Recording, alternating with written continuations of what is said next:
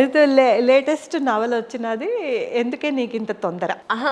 అందులో అమ్మాయి చెప్తూ ఉంటుంది వాళ్ళ అమ్మతోటి, మేమంతా పెద్దల మాట విన్నాం, శుభ్రంగా పెళ్ళిళ్ళు చేసుకుని నిక్షేపంలా సంసారాలు చేసుకుంటున్నాం, మీకే మాయరోగాలు, మేమేం సంబంధం చెప్పినా కూడా వద్దు వద్దు వద్దు అంటారు అని వాళ్ళ అమ్మ యాజ్ యూజువల్ అందరు అమ్మల్లాగే సాధిస్తూ ఉంటుంది. అమ్మాయి పెళ్లి సంబంధాలు వద్దు చూడొద్దు అందని. అమ్మాయి ఏం నిక్షేపంగా కాపురాలు చేసుకుంటున్నారమ్మా, నువ్వు అంతే ఒక పేడక్కడ అంతే కారులో వేస్తే పడుండక నువ్వు నాతో రానంటావేంటి అని అన్నప్పుడు పెద్దమ్మ బాధపడింది.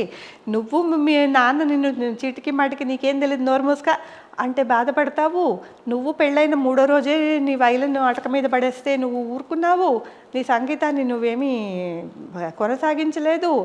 ఏమిటమ్మా నిక్షేపంగా కాపురం చేయడం అంటే? నాన్న పెద్దనాన్నలు మన బాబాయిలు ఇచ్చే నగల కారా మిమ్మల్ని తీసుకెళ్లే పెళ్ళిళ్ళక ఇదా నిక్షేపంగా కాపురం చేసుకోవడం అంటే? ఏమిటి అసలు మీ డెఫినేషన్ ఏమిటి? అన్నింటికి అడ్జస్ట్ అయి ఉంటే నా డెఫినేషన్ అది కాదు.